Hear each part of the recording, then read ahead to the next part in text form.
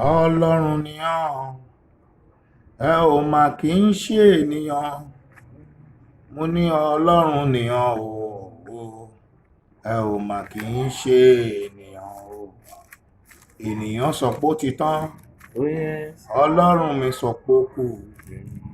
Ènìyàn sọ pé ó ti parí, Ọlọ́run mi sọ pé ó ṣẹ̀ṣẹ̀ bẹ̀rẹ̀ ni.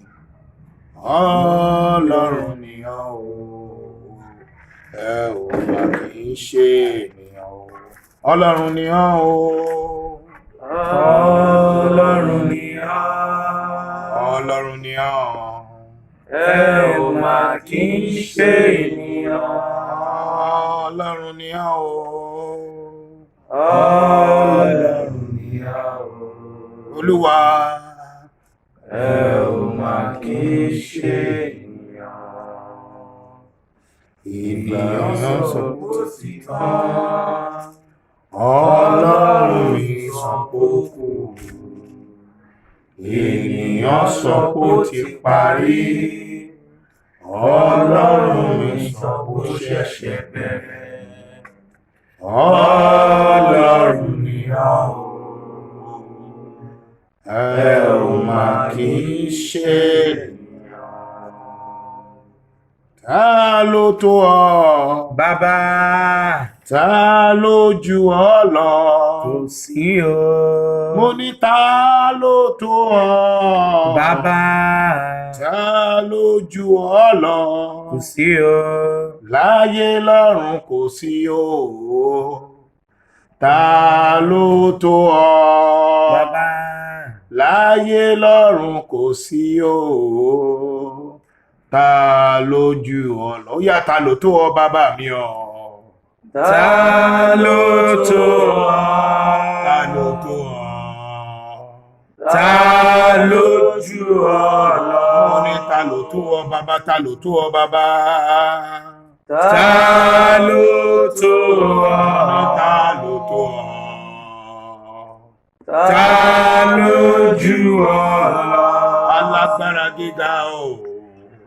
Láyé lọ́run kò sí o. Ta ló tó ọ bàbá o?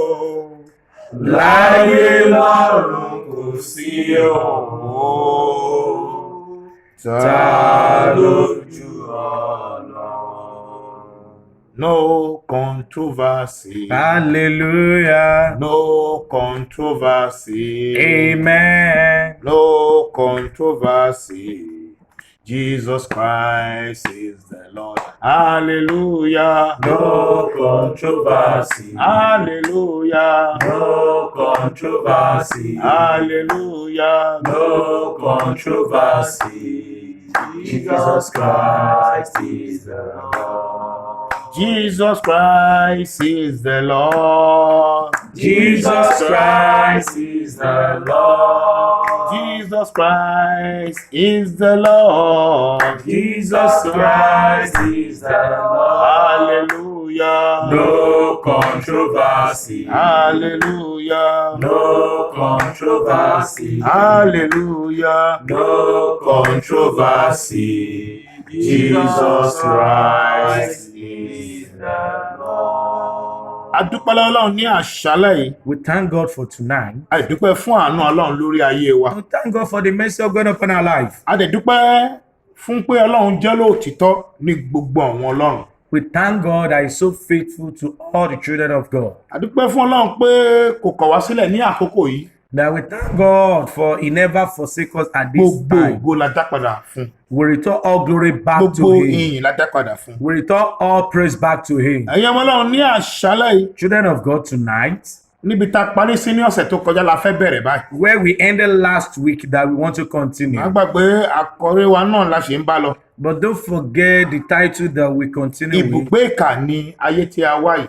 That we are in this world is full of a dwell inhabitant of the evil one. Ẹ̀yin ọmọ Ọlọ́run, Children of God, apá kejì ni a fẹ́ bẹ̀rẹ̀ báyìí. when in part 2 of this topic, Ní ọ̀sẹ̀ tí ó kọjá, last week, a sọ ìwé mímọ́ tọpinpin Psalm 74 verse 20 fún wa.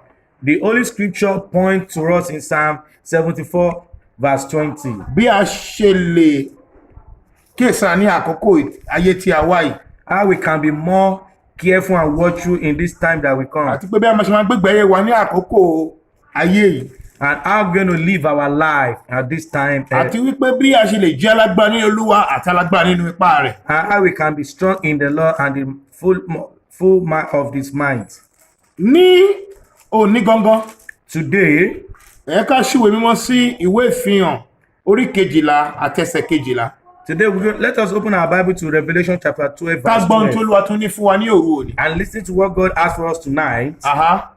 Nítorí náà, nítorí náà Therefore, ẹ máa yọ̀, ẹ máa yọ̀ rejoice, ẹ̀yin ọ̀run, ẹ̀yin ọ̀run ye heavens, àti ẹ̀yin tí ń gbé inú wọn. àti ẹ̀yin tí ń gbé nínú wọn. and ye that dwell in them. Ègbé ni fún ayé ègbé ni fún ayé Woe to the inhabitants of the earth àti fún òkun, àti fún òkun and of the sea, nítorí èṣù sọ̀kalẹ̀ tọ̀ yín wá ní ìbínú ńlá. torí èṣù sọ̀kalẹ̀ tọ̀ wá pẹ̀lú ìbínú ńlá. for the devil is come down unto you, Nítorí ó mọ̀ pé nítorí ó mọ̀ wípé because he knew it, ìgbà kúkúrú sáà ni òun ní. ìgbà kékeré kúkúrú ṣáà ni òun ní. that he has but a short time. ọ̀rọ̀ mẹ́rin kan wà níbẹ̀ tó mú fẹ́ ká kíyèsí ní òru òní. There's 4 words there that I want us to act to pinpoint about. bíbélì pé àwọn ọ̀run kí ó máa yọ̀ tí ó pa ti lé èṣù wá sílé ayé. The Bible says, you heaven rejoice because the devil has been sent down to the earth. ìkejì Second, ọlọ́run fúnra rẹ̀ ó gégùn fún ayé. that God himself caused this earth. ìkẹta Thirdly, èṣù ti sọ̀kalẹ̀ wá pẹ̀lú ìbínú wá That the- ní ayé. that the devil come down with a great wrath onto this earth. àti wípé Because ìgbà kúkúrú ni èṣù ní. that the devil have a short time.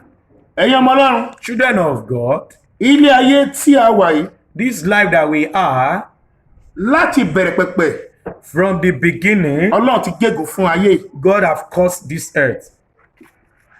àti wípé And because ayé yìí ó kún fún ìkorò àti ìbànújẹ́. that this one full of sorrow and bitterness. nítorí dẹ̀ ní àṣálẹ̀ yìí, Because of this reason mo tonight, fẹ́ kó kíyèsára gan. I want you to be more careful. mo fẹ́ kó tẹ́tí sílẹ̀ kó gbọ́ ohun tí ẹ̀mí sọ. I want you to pay attention to what the Spirit is saying. ayé tá a wà yìí ó ti yí padà. That this life that we have changed. ìgbà tí àkókò ti yí padà. Time and season have changed. nígbà tí à ń ṣe prógámù wa kan tá a máa ń ṣe lọ́dọọdún ní January, There's one particular program we do on this mountain every January a máa ń pè ní annual prayer festival. that we call Annual Prayer Festival. ní títọ́dún yìí ní January ọdún yìí The one of this January this olùwàbá year, a sọ nípa pé a máa gbà pẹ̀lú ipá ni. the Lord told us that we're going to recover everything by force. ó ní tíìmù fún ti ọdún yìí. That's the title for this year. ẹ̀yin ọmọ ọlọ́run Children of God, ó ṣẹ̀ṣẹ̀ wá ń yé mi báyìí ni it is now that was now understood wípé a gbọ́dọ̀ gba àwọn ire wa pẹ̀lú ìyanu wa pẹ̀lú ipá. that all our blessing miracle we must collect it nígbà by tí force. gbogbo ẹ̀ wá dojúrú nísìnyí báyìí. That when everything now confused and mo scattered, ṣẹ̀ṣẹ̀ wá wò pé ókè ohun tọ́lọ̀ ń bá wa sọ lélẹ̀ ní ọdún yìí. I now understood that this is what God is really telling us about this mo fẹ́ year. kó máa gbọ́ mi dáadáa I nísìnyí. want you to pay attention to me very well. mo ní wọ́n ní pé kí wọ́n ti ìjọ ní àkókò yìí. Now, even they told us that all churches must be locked. tí ọlọ́run bá fẹ́ jẹ́ kí ìjọ rẹ̀ kó wà ní ṣíṣí sílẹ̀, If God wants his own church to be opened down, ọlọ́run mọ̀ ọ̀nà tí ó máa gbà. God knows every way that he can use. gbọ́ Listening. ohun tó ṣẹlẹ̀ ní àkókò yìí, What happened at this moment? ọlọ́run gbàgbọ́ nínú ìjọ mọ́. God does not believe in church. ìjọ ti kùnà. That the church have gone astray. àwọn ìránṣẹ́ ọlọ́run gan ti kùnà. Even the servants of God have gone astray. ọlọ́run gbàgbọ́ lórí àwọn ìránṣẹ́ ọlọ́run gan mọ́. God himself does not believe in his own servants nítorí àwọn iṣẹ́ búburú ọwọ́ wọn. because of the wicked work in their hands. nítorí ìdí èyí, Because of this reason, torí ẹ̀rọ ọlọ́run ò ṣe gbàgbọ́ nínú ìjọ mọ́. that's why God does not believe in ọlọ́run church. bá wá ọ̀nà láti ṣí ìjọ lákòókò yìí God have looked for a way to open the church láti máa gba àwọn àdúrà kan, to pray some prayer. ṣùgbọ́n But ọlọ́run mọ́mọ́ ti ìjọ náà. God himself know and log the church by himself. torí pé kò gbàgbọ́ nínú ìjọ But mọ́. he doesn't believe in church. ẹ̀yin ọmọ ọlọ́run Children of God, títí di àkókò yìí òye wa ò tí ì ṣí rárá. unto this moment, our understanding has not opened. mo ní gbogbo nǹkan ti dojúrú. That things have gone upside down. àmọ́ kò tiẹ̀ yé wa mọ́ gbogbo nǹkan tó ń ṣẹlẹ̀ mọ́. We don't even understand what is going on. torí gbogbo àgbáyé yìí ó ti yí padà. That this whole world have changed. coronavirus yìí ó ti jẹ́ kí gbogbo nǹkan yí padà. Coronavirus have changed a lot of things. ẹ wo àwọn ẹ̀bọ́n yẹn ń kú bí adìẹ Look at the káàkiri way gbogbo people àgbáyé. dying like a chicken around the world. bá a ṣe ń sọ̀rọ̀ yìí kò tí ì sí solution sí àìsàn yìí. As we're speaking right now, there is no solution for this sickness.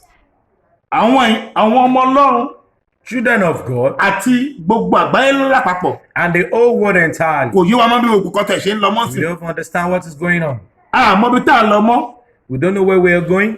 àtẹ̀mọ̀ kan tó tẹ̀ ń ṣẹlẹ̀ mọ́. We don't even know what is going on. ṣùgbọ́n nítorí ìdí èyí Because of this reason, èmi àtẹ̀gbọ́dọ̀ padà sọ́dọ̀ ọlọ́run báyìí. that you and I need to go back to God. ohun tọ́lọ́ ń béèrè lọ́wọ́ wa gangan nìyẹn. That is what God is asking from us all. ẹ̀ṣẹ̀ wa ti pọ̀ jù. Our sin is so tí a huge. bá dẹ̀ kọ ẹ̀ṣẹ̀ yìí sílẹ̀ And if we don't forsake this gbogbo sin, wàhálà yìí ò ní lọ o. all this problem will not go jẹ́ kí down. èmi àti ẹ padà sọ́dọ̀ ọlọ́run báyìí. Let you and I go back to God ká lọ kọ ẹ̀ṣẹ̀ wa sílẹ̀. and forsake all our iniquity. gbọ́ mi ní òru òní Listen to me tonight kó gbọ́ ohun tí ẹ̀mí sọ. and listen to what the Spirit is saying. tí o bá ń gbọ́ mi dáadáa ní òru òní If you're listening to me carefully fẹ́ mo tonight, hallelujah mẹ́ta tó ń sún àràbà. I want you to shout a 3 thunders one to hallelujah. go. hallelujah hallelujah hallelujah. jẹ́ àkọ ẹ̀ṣẹ̀ wa sílẹ̀ Let us forsake all our kọ́lọ́ lè iniquities dáríjì wá. so that God can forgive us kí all. ọlọ́run lè ṣàánú fún gbogbo orílẹ̀-èdè ayé. So that God can have mercy in all over the níbikíbi world. tó bá ń gbọ́ mi lóru òní. Whenever you are listening to me, sọ fún ọlọ́run pé olúwa ẹ jọ̀ọ́ ẹ dáríjì. say, oh Lord, forgive us. gbogbo nǹkan wọn yóò yé wa mọ́. We don't understand anything anymore. wá dáríjì wá. Forgive us all. olúwa kò tiẹ̀ yé wa ibi tá à ń lọ mọ́. Oh Lord, we are confused. We don't know ó where yá to go. bèrè fún dáríjì ẹ̀ṣẹ̀ pé kí olúwa kó ṣàánú. Ask for forgiveness of sin ó and yá mercy. sọ bẹ́ẹ̀ fún ọlọ́run lórúkọ Tell the jésù. Lord. ní orúkọ jésù ẹ̀mí mímọ́ bò ó yá sọ fún lọ sọ fún lọ sọ fún lọ. Tell the Lord, tell the Lord, tell the wá Lord. dárí ẹ̀ṣẹ̀ wa jì wá. olúwa bá kápólì máa ṣàtúnṣe. wá dáríjì wá. Forgive us. jésù olúwa wa.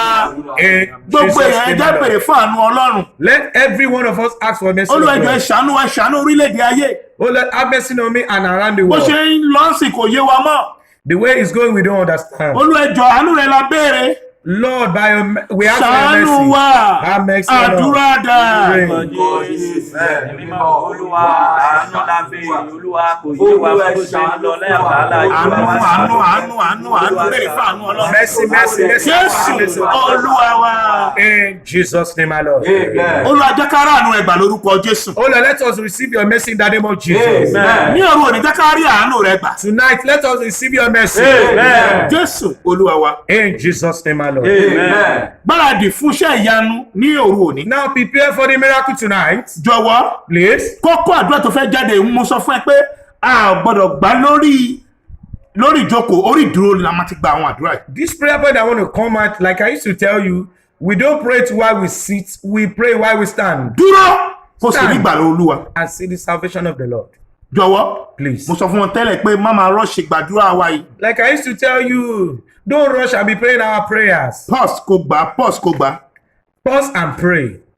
a fẹ́ wọnú ẹ̀mí báyìí. We want to enter into the Spirit. a fẹ́ wọnú ẹ̀mí. We want to enter into the a fẹ́ Spirit. bá àjíǹde sọ̀rọ̀ báyìí. We want to talk to the resurrection. iṣẹ́ kan ẹ o ẹ̀mí mímọ́ mo ní iṣẹ́ kan ẹ o ẹ̀mí mímọ́ wo bí mo ti wà láláìsí alábàárò kan iṣẹ́ kan ẹ o ẹ̀mí mímọ́ iṣẹ́ kan ẹ o iṣẹ́ kan ẹ o iṣẹ́ kan ẹ o ẹ̀mí mímọ́ ẹ̀mí ọlọ́run o. iṣẹ́ kan ẹ o ẹ̀mí mímọ́ wo bí mo sì wà láláìsí alábàárò kan iṣẹ́ kan ẹ o.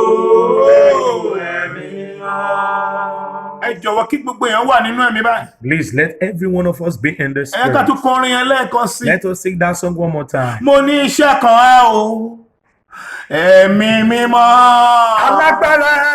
Iṣẹ́ kan ẹ o, ẹ̀mí mímọ́. Wo bí mo ti wà láláìsí alábàárò kan.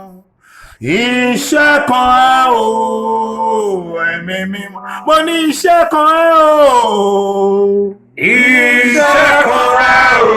Iṣẹ́ kan ẹ o. Ẹ̀mí mímọ́. Ẹ̀mí Olúwa. Iṣẹ́ kan ẹ o. Ẹ̀mí mímọ́. Wo bí o ti wà láláìsí alábàárò kan. Láyé. Iṣẹ́ kan o, ẹ̀mí mímọ́. Thank you, Father. O ṣeun bàbá. Gbé ọwọ́ ọ̀tún rẹ sókè báyìí ní kíákíá. Raise up your right Kò hand pa right kò now. kálẹ̀ kò pariwo iná Ọlọ́run ní ẹ̀ẹ̀méje. Want to go? And shout from the bundle of your heart, fire of God, 7 times. 1, 2, go. Iná Ọlọ́run, iná Ọlọ́run, iná Ọlọ́run, Yes. iná Bẹ́ẹ̀ni. Ọlọ́run, Aha. iná Ọlọ́run, Aha. iná Ọlọ́run, iná Ọlọ́run. Gbé ọwọ́ ọ̀tún rẹ sókè bákan náà. Raise up Lẹ́lẹ́kejì. your right hand second time. Kò pariwo pé gbogbo àwọn ẹ̀mí òfurufú, And shout that every spirit in the high gbogbo places, àwọn balógun Páṣíà lóru òní ẹ la iná sọnù. every priest of Persia, catch fire tonight. Àdúrà. Pray. Orúkọ Jésù. Mímọ́ gbogbo ẹ̀yin ẹ̀mí láti inú òfurufú. Gbogbo ẹ̀yin balógun Páṣíà. Ohun èní ó yẹ máa laná sọ. Ẹ máa jóná sọ. Ẹ Jésù máa laná Olúwa sọ. wa. In Jesus' name, our Lord. Ẹ bẹ̀rẹ̀ fún agbára àti iná Ọlọ́run. Ask for the power and the fire of God. Pé iná Ọlọ́run wọnú ayé mi lọ lóru òní. Fire of God enter into my life Àdúrà tonight. dà. Pray. Orúkọ Jésù. Iná Ọlọ́run wọnú ayé mi. Iná Ọlọ́run wọnú ayé mi. Iná Ọlọ́run wọnú ayé mi. Iná Ọlọ́run wọnú Jésù ayé mi. Olúwa wa. In Jesus' Já name. kọrin ìsọjí ní kíákíá. Let us sing this revival song. Alágbára lọ́lọ́run mi. Alágbára ní Jésù wá. Oh, yes. Ọba tó láyé Ọwọ́ ẹ̀dá. akẹ́kọ̀ọ́ ẹni káwọ́. Kò máa sọ ohun tí kò lè ṣe. Alágbára lọ́run wa. Alágbára lọ́lọ́run wa. Òòṣà lọ́lọ́run wa. Alágbára ní Jésù mi. Ọba tó láyé atẹ́kùn rẹ̀ níkàwọ́. Kò máa sọ ohun tí kò lè ṣe. Mo ní alágbára lọ́lọ́run wa. Alágbára ní Jésù mi. Oh, yes, God. Ọba tó láyé akẹ́kùn rẹ̀ níkàwọ́. Kò máa sọ ohun tí kò lè ṣe. Ọ̀rọ̀ Ọlọ́run wa. Alágbára lọ́lọ́run wa. Òòṣà lọ́lọ́run mi. Alágbára ní Jésù wá. Ọba tó láyé atẹ́kùn rẹ̀ níkàwọ́. Kò máa sọ ohun tí kò lè Ó yá kó máa sọ ohun tí kò lè ṣe. Kò máa sọ ohun tí kò lè ṣe. Kó máa sọ ohun tí kò lè. Kò máa sọ ohun tí kò lè ṣe. Báàbì ní kíákíá báyìí. Prepare right A now. fẹ́ dojú kọ àwọn ẹ̀mí àti agbára kan We want to wage war against some spirit tó ń of ṣiṣẹ́ power káàkiri gbogbo àgbáyé ní àkókò yìí. working around the world right A ní now. àdúrà méjì tá a fẹ́ gbà lórí ìpele yìí. Then we have 7 prayer about to pray concerning this Jọ̀wọ́ segment. pé dárúkọ ìdílé ẹ̀ bá àdúrà ìbá ṣe ń lọ. Please make sure you mention the name of your family members. Àdúrà àkọ́kọ́ lélẹ̀. This is the first Wàá prayer. pariwo lóhùn ara. You will shout from the bottom of Gbogbo your ẹ̀mí heart. àti agbára Every spirit and power tó ń fi ayé àwọn èèyàn ṣòfò dànù ní àkókò yìí. wasting people's life at this moment. Mo kọ̀ jálẹ̀ kò ń ṣe tèmi. I reject it is not my own portion.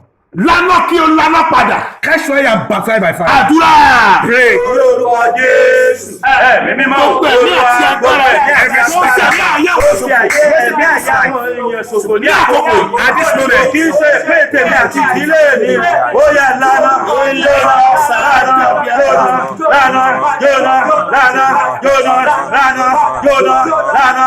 Jésù In Jesus' name, my Lord. Wọ́n á máa dárúkọ àwọn ìdílé ẹ̀ bá àdúrà ìbá ṣe ń lọ. Please make sure you are mentioning the name of your family member. Ikú òjijì tó mú ẹ̀mí àwọn ènìyàn lọ ní àkókò yìí. Sudden death that is taking people's life away at this moment. Leka polima satale. Ẹni tó bá ní èmi kó sùn. He that have ear, let's hear what the Spirit is saying. Gbọ́n tí ẹ̀mí ń sọ dáadáa. You listen to what the Spirit is saying very Ikú well. òjijì tó mú ẹ̀mí lọ ní àkókò yìí. Sudden death that is taking people's life at Ní this orúkọ moment. Jésù. In the name of Jesus. Ìmọ̀tá mi ṣe nínú ilé mi. The plan of the enemy will not come to pass in my family. Dágbàdà kó ńlá iná padà. Return it back and catch fire. Àdúrà dà. Lórúkọ Jésù. Mímọ́ ikú òjijì tó mú ẹ̀mí àwọn ènìyàn lọ ní àkókò At this moment. èmi àtàwọn lè ṣe lórí ìdílé mi lọ́nà padà lọ́nà padà lọ́nà padà lọ́nà padà. In Jesus' name, my Lord. Ó dáa bó ṣe ń gbàdúrà. It is good that you are praying that prayer point. Gbogbo agbára coronavirus. Every power of coronavirus Tó mú ẹ̀mí àwọn ènìyàn lọ ní àkókò yìí. taking people's life away at this Tó mú moment. ẹ̀mí àwọn lọ ní gbogbo àgbáyé. Taking people's life in all over the world. Mo kọ̀ jẹ́rẹ́ ò lè ya ilé mi lórúkọ I Jésù. reject you will not come to my family. Yánná padà. But Father, Àdúrà dà. Lórúkọ Jésù. Mímọ́ ogun ẹ̀mí coronavirus tó mú ẹ̀mí àwọn ènìyàn lọ ní gbogbo àgbáyé ní àkókò. Ó lè wọlé ilé ìwé lórúkọ Jésù. Lọ́nà padà lọ́nà padà lọ́nà padà. Sazapia kabalabo sotolia. Pariwo lọ́wọ́. shout from the bottom of Gbogbo your heart. agbára ìsà òkú. Every power of the grave. Àwọn ènìyàn kan ń fi ọ̀rọ̀ yìí ṣeré. Some people are joking with this matter. Nǹkan ó dẹ̀ mọ́ gbogbo bó ṣe ń lọ ní gbogbo àgbáyé lákòókò yìí o. And you know how it's going on around the world.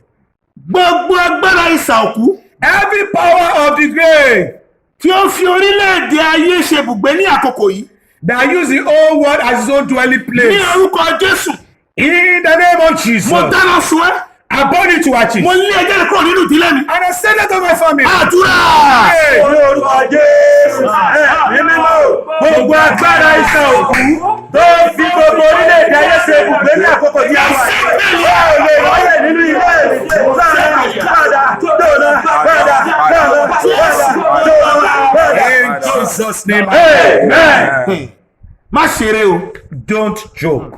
Má fọ̀rọ̀ yìí ṣeré o. Don't joke with this matter. Gbogbo agbára ọ̀run àpáàdì Every power of hell tó ti ṣí kalẹ̀ fún ayé ní àkókò yìí. that is open now for this world. Ó ti ṣí kalẹ̀ bá ọ̀run àpáàdì. Hell has opened mouth wide now for this ayé ní world. àkókò yìí. For this world right now. Pariwo! Shout. Èmi àti ìdílé mi kọ̀ jálẹ̀ lórúkọ Jésù. Me and my family will reject you in that Dá name. padà kó ńlá iná padà. By fire, by fire. Àdúrà dà. Lórúkọ Jésù. Ẹ̀mí mímọ́ o. Gbogbo agbára ẹ̀mí ọ̀run àpáàdì tó ti ṣí sílẹ̀ ní àkókò yìí. Ó lè ṣí kalẹ̀ fún èmi àti ìdílé lórúkọ Jésù.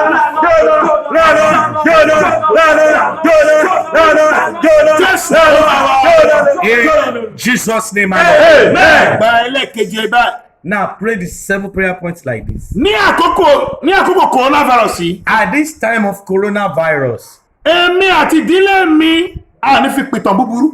me and my family, we will not use this as a sad story. Wàá sọ lẹ́ẹ̀méje sínú ayé àti ìdílé rẹ̀. You will utter it 7 times into your own life and your Ó family ní fi life. pìtàn yín pé àkókò coronavirus ni ọkọ mi kú, àkókò coronavirus ni ọmọ mi kú, That in the àkókò time- coronavirus ni ìyàwó mi kú kò ní jẹ́ ìpín wa lórúkọ That in the Jésù. time of Amen. coronavirus, you will not use as a story that was the time my husband, wife, children. Màá wá fìbínú gbàdúrà ẹ̀. You will now use anger in you to pray this Ní prayer.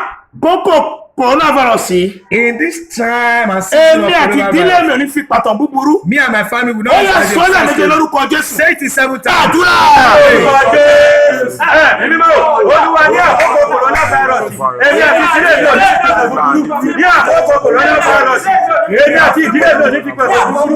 Ní àkókò coronavirus. Sọ́jà gẹ́gẹ́ Èmi àti bẹ́ẹ̀. ìdílé mi ò ní fi pẹ̀sẹ̀ búburú. Ní àkókò coronavirus. Èmi àti ìdílé mi ò ní fi pẹ̀sẹ̀ búburú. Olúwa wa. In Jesus' name, my Lord. Amen. Dá gbogbo ògo padà sọ́dọ̀ Ọlọ́run. Return all glory back to God.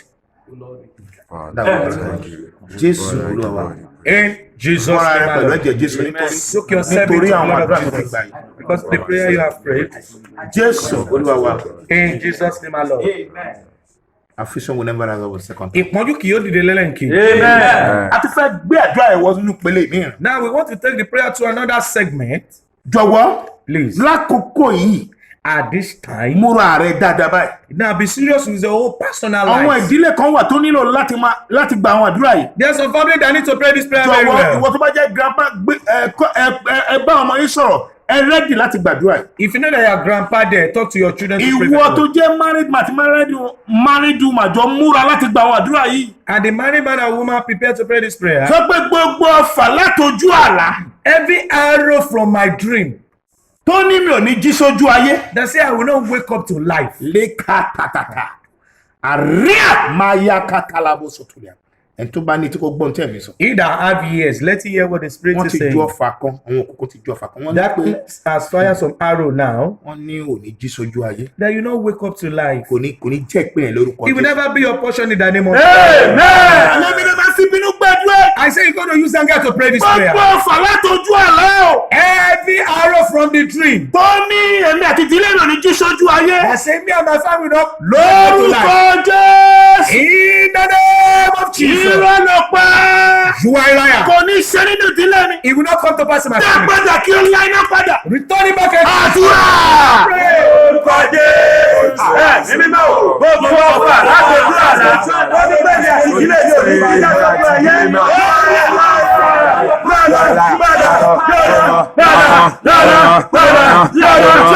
In Jesus' name, I Lord. Ìwọ ọkùnrin tó ń gbọ́ mi. You that man that is listening to me. Ìwọ arábìnrin, you are a married woman tó ń gbọ́ mi, ó jẹ́ gbàdúrà dáadáa. You that woman that is married, better pray very well.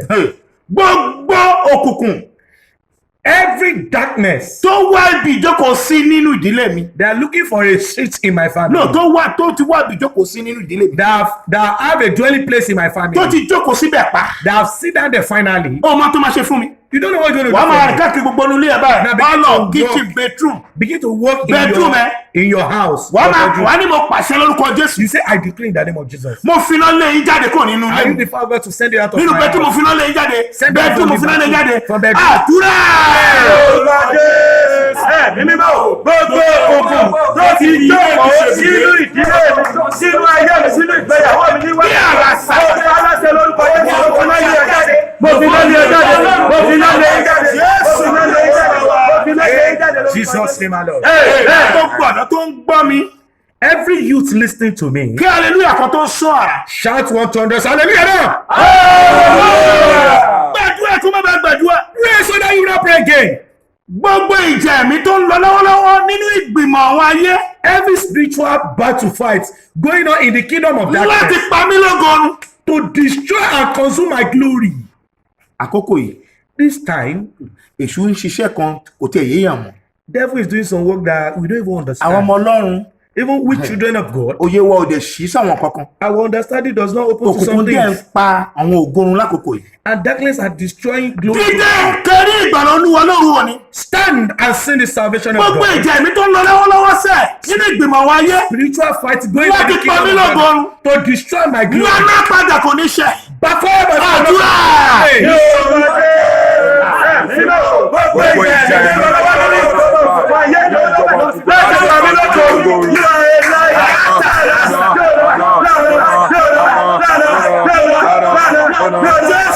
In Jesus' name.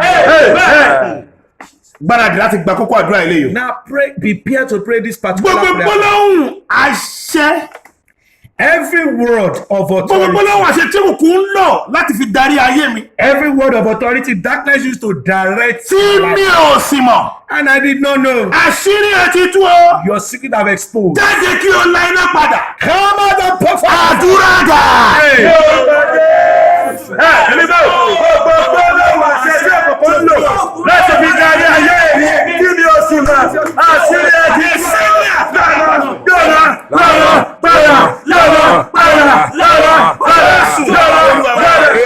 Jesus. Ẹ̀yin ọmọ ológo dà. Èrè àgàrà rí àgàrà. Ẹ̀yin ọmọ ológo dà. Where are the children of glory? Ẹ lè sọ̀rọ̀ ni. You cannot talk. Ẹ̀yin ọmọ ológo dà. Glorious children.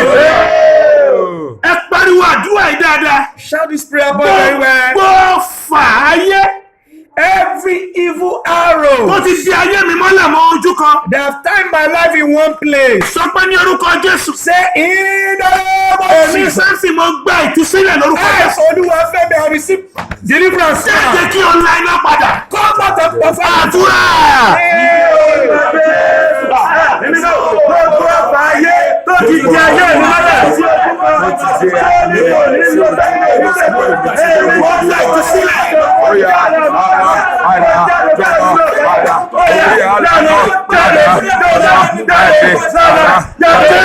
In Jesus' name, my Lord. Ìwọ ìyá àti bàbá tó ń gbọ́ mi. You, that mother and father Ọmọ listening ẹ̀ to kan me, ọmọkùnrin ni.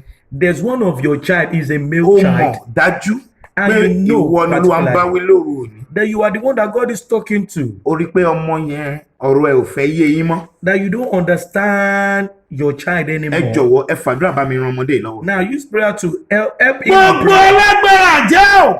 Every power of Tí ó witchcraft. ti yí ìgbà tí àkókò ayé mi padà sí búburú. They have changed the time and season of my life for evil. Olúwa, Oh Lord, ẹ fi ẹ̀jẹ̀ yín àti iná yín dá mi padà. use your blood and your fire to recover. Àdúrà dà. Gbogbo alágbára jẹ́ tó ti yí ìgbà tí àkókò ayé mi padà sí búburú. Ọgbẹ́ ìlà ni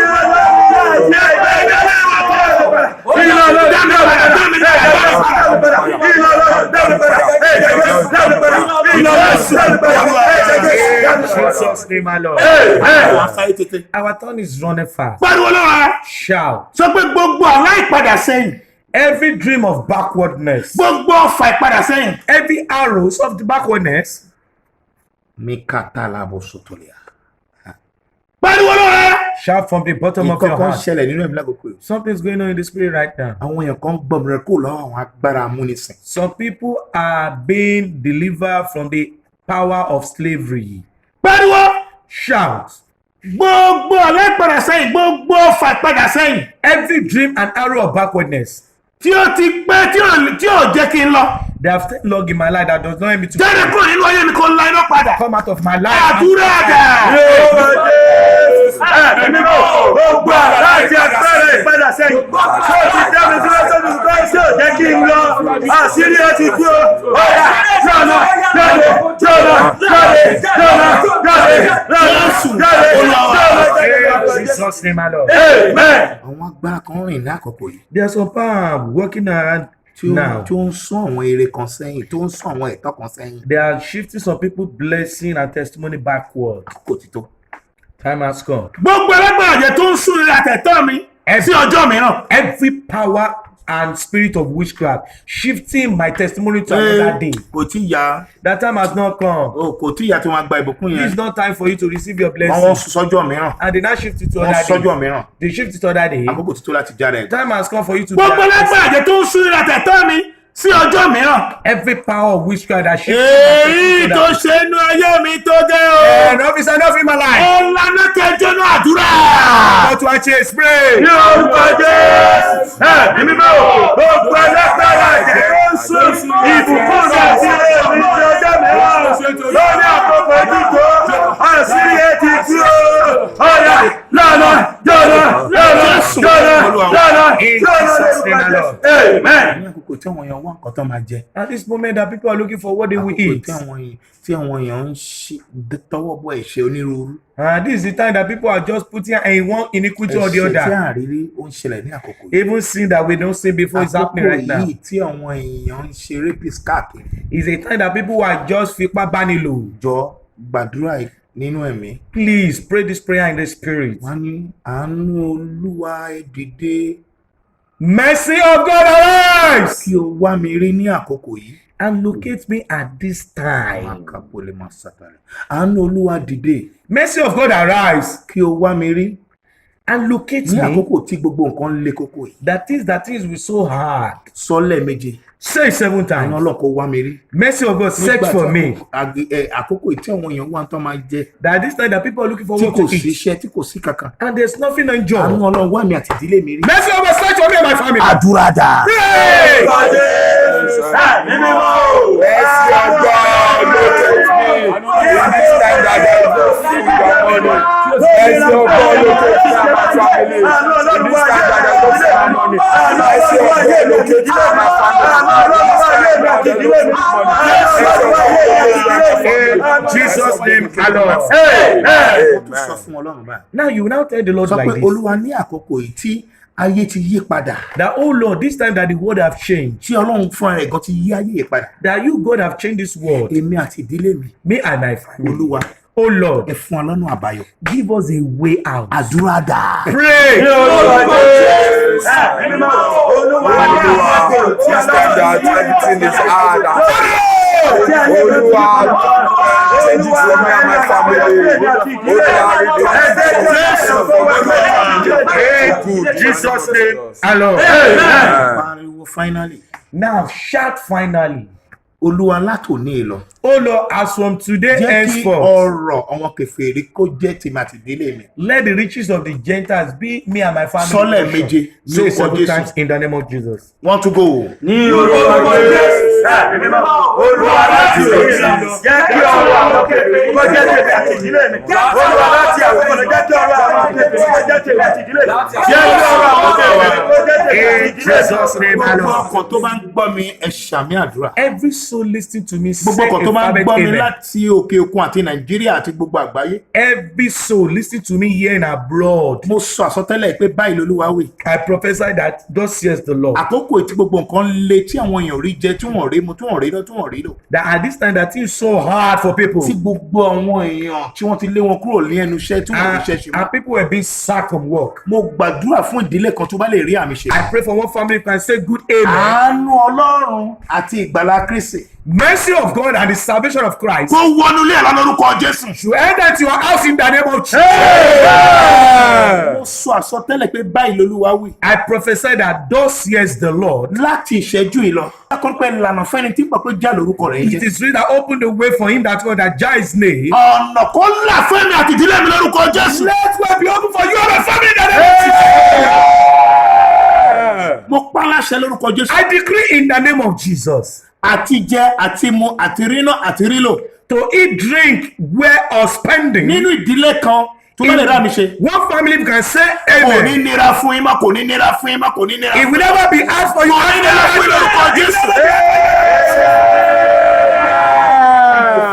Ó ṣeun bàbá. Affliction will never rise up again. Ìpọ́njú kí yóò dìde lẹ́lẹ́kejì. Amen. Àìtí ṣetán nínú part 2 yìí. We have not ended in this part 2. Pàdé mi sí part 3. Meet me in part 3. Aṣọ́rí ọ̀fẹ́. Let us share the grace in fellowship. Ṣùgbọ́n má gbàgbé But don't forget, share program káàkiri gbogbo share àgbáyé. this program around the Àánú world. Ọlọ́run á dìde fún ẹ. And the message of God will Ìjọ have. ìfẹ́ yìí kù sí Olúwa wa. Amen. Ìfẹ́ mọ́tò Ọlọ́run. Amen. Ẹ̀kọ́ tẹ̀mí mọ́. Amen. Ọmọ bá a gbé. Amen. Ọmọ bá a lọ. Amen. Láì àti láláì. Amen. Amen. Amen. In Jesus' name. Ẹ kàkà lórí àmì yìí sólúwa. Want to go. Hallelujah. Hallelujah. Hallelujah. Hallelujah. Hallelujah. Hallelujah. Hallelujah.